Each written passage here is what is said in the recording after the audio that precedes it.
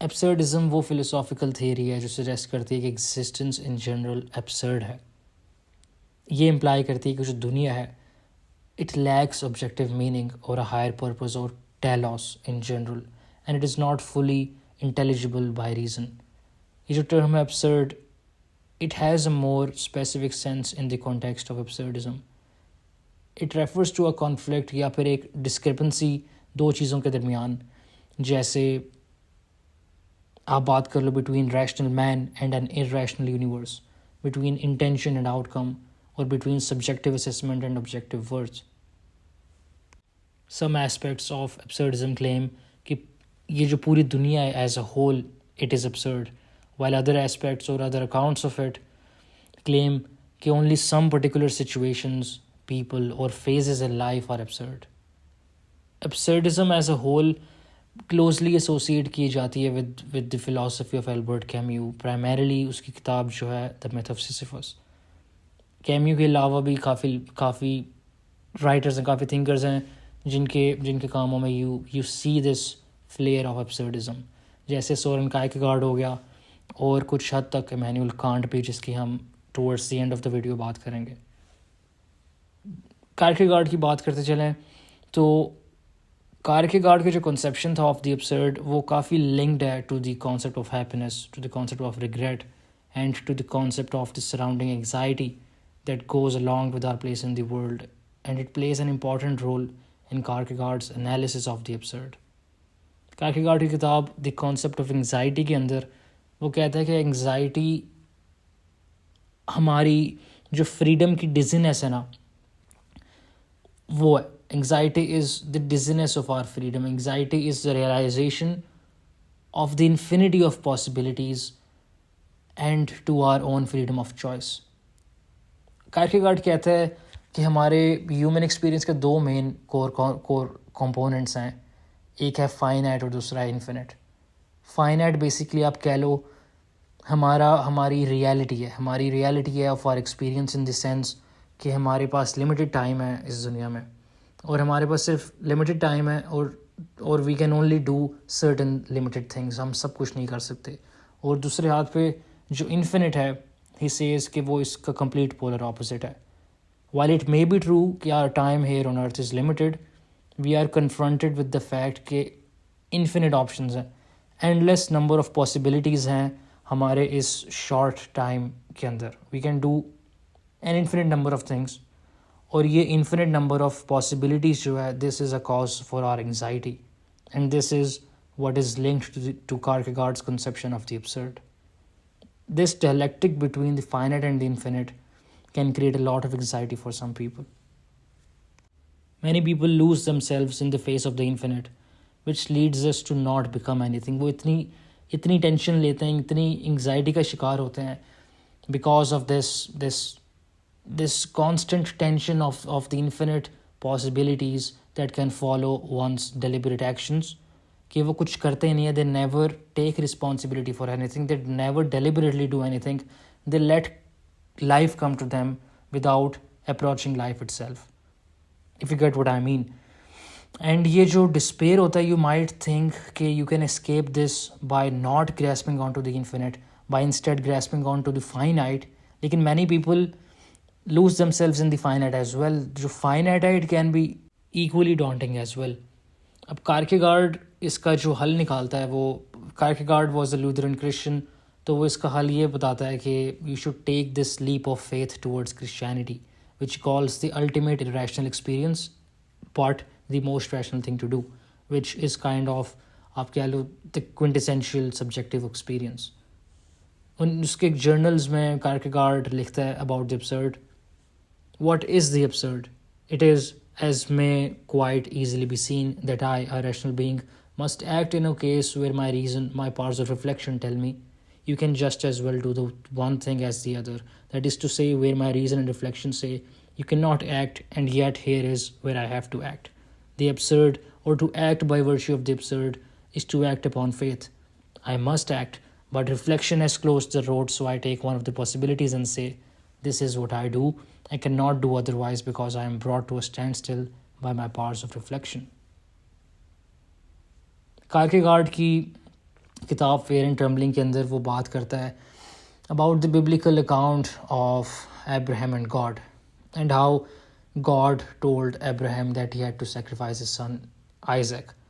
Even though Islamic tradition जो हमें बताती है कि it was not Isaac that God commanded Abraham to sacrifice, but it was Ismail or Ishmael. But we won't get into that debate. हम जहाँ तक fire and trembling कीरकेगार्ड की किताब की बात है वो मेंशन कर रहा है जेनेसिस के अकाउंट को, तो we'll stick to that. We'll stick to his belief that God commanded Abraham to sacrifice Isaac.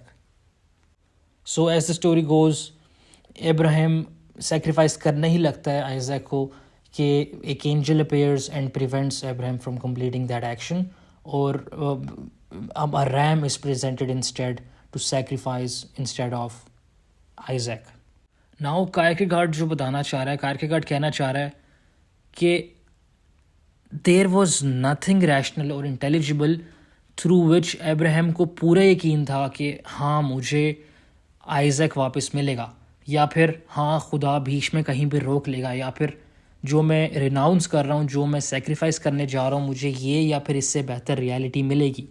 He had nothing rational to believe that, but it was only through the virtue of the absurd that Abraham, even though he went against all reason and all ethical duties, he got his son back and affirmed his faith. Because on an ethical level, it was seen through a strictly ethical lens, it was murder, but seen through the religious lens, it was a sacrifice.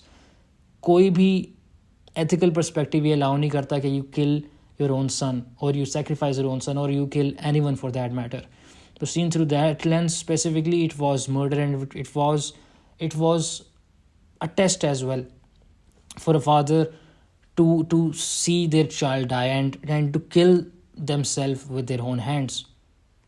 तो Kierkegaard कहता है कि चलो मान भी लेते हैं कि he had that much faith and he trusted God कि it was a test of his faith, but it adds on to it with this belief of Abraham that God was going to return Isaac, that God was not going to let that action happen at the end. So there was nothing rational which convinced Abraham that was going to happen. It was only by virtue of the absurd कि Abraham को यकीन था कि he would get his son back, and yes, that's what happened. Summing it up, Kierkegaard की जो theory of the absurd वो मानती है कि जो absurd है उसको एक irrational but एक necessary religious leap चाहिए into the unknown in order to find meaning in a meaningless world. Now moving on to Camus. Camus is by far the most known and recognized philosopher of the absurd. वो अपने कामों में, अपनी writings में बार बार mention करता है absurd को by name, और उसकी नेचर को एक्सप्लेन करता है, डिस्क्राइब करता है in relation to the universe and the human experience in it.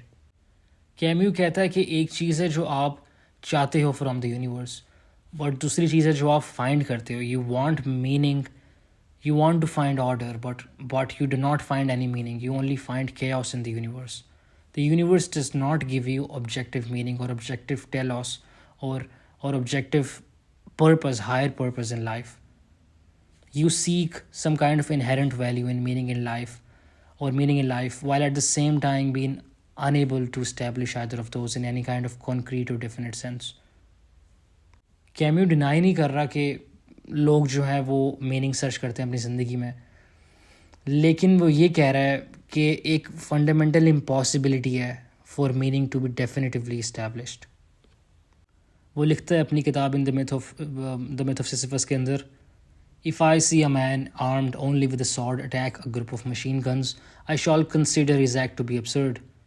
But it is so solely by virtue of the disproportion between his intention and the reality he will encounter, of the contradiction I notice between his true strength and the aim he has in his view. Likewise, we shall deem a verdict absurd when we contrast it with the verdict the facts apparently dictated.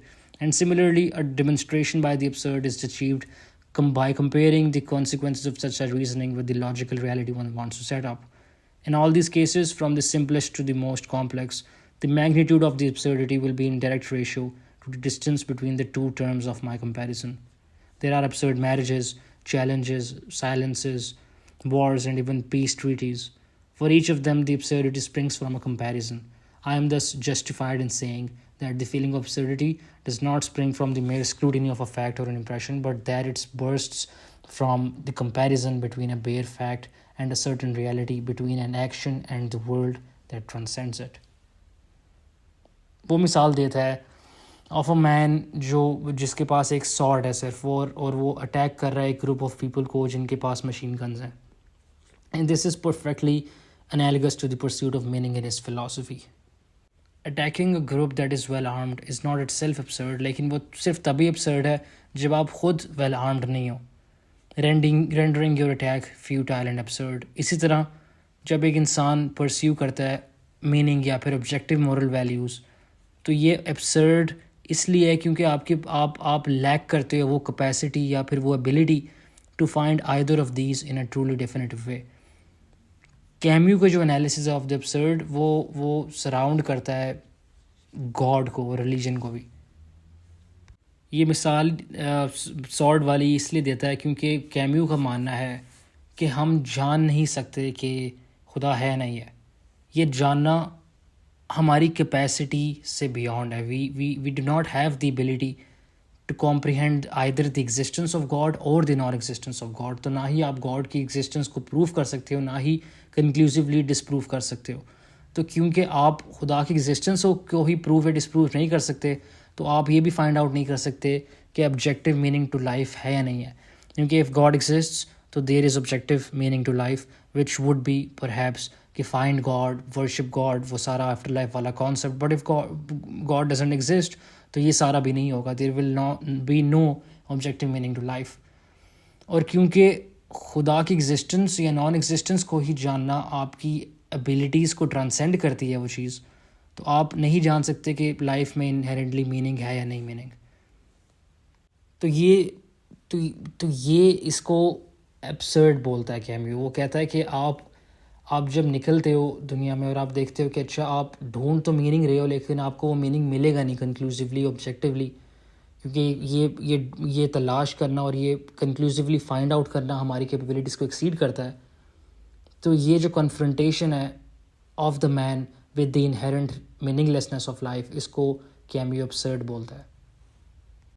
Lastly will talk about Immanuel Kant, जिसकी और ये जो idea है it comes very close to the concept of the absurd as mentioned by Immanuel Kant indirectly, आप कह लो.